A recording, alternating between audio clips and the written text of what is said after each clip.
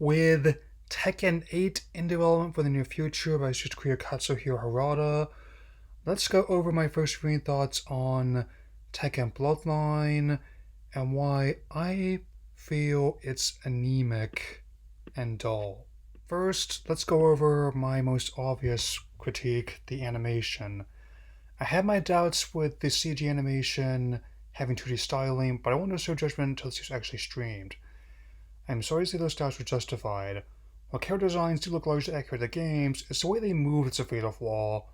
When the video games this anime reportedly adapts have better frame rates and when eject movements in PlayStation 1 era, you've done something seriously wrong. Next issue is your creative liberties taken with the games. Today there has been an adaptation that's accurately captured what makes a game so interesting. This is the third one attempts to adapt the basic plot of Camp Iron Fist term with a bit of revenge filler for a Jin storyline.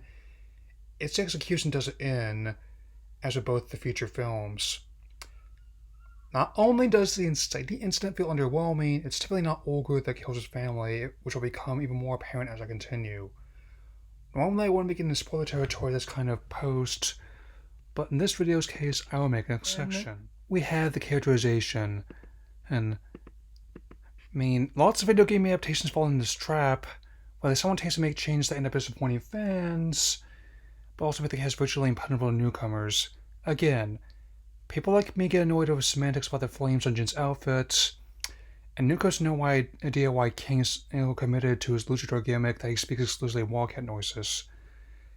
He does get said flames and his game part of his tattoos, rendering said semantics entirely pointless. This isn't an impossible task to pull off. My looks at both Detective Pikachu and the Sonic movies have proven that you can retain what makes a character work, and the source material still showcase them in a different medium. There's also the issue of pacing.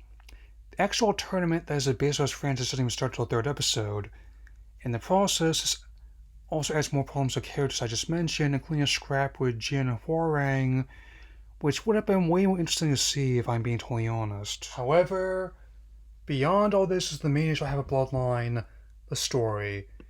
It really isn't a promising sign when one episode lists all characters from the games as missing. I specifically saw King, Wang, and Bayek. Only have the next show them arrive at the tournament like nothing.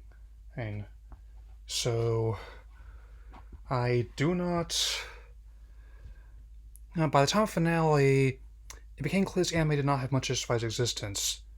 Though the crew is by no means inexperienced, it lacks that spark that made the Castlevania adaptation work so well. I personally found myself more entertained by the other offerings Netflix had in August, including documentary music, Trainwreck Woodstock 99, and The Rise of the Teenage Mutant Ninja Turtles movie. As a lifelong Tekken fan, I am sorry to say that I do not like Tekken Bloodline. It's not as bad as the previous adaptations were, but it's also not very good. Just play the games again while the new one is being made. I know I will. I am contemplating reviewing the previous anime adaptation, Tekken the Motion Picture, but that can wait for the time being. I have unfinished business with other material. That's all for now. Get ready for the next battle.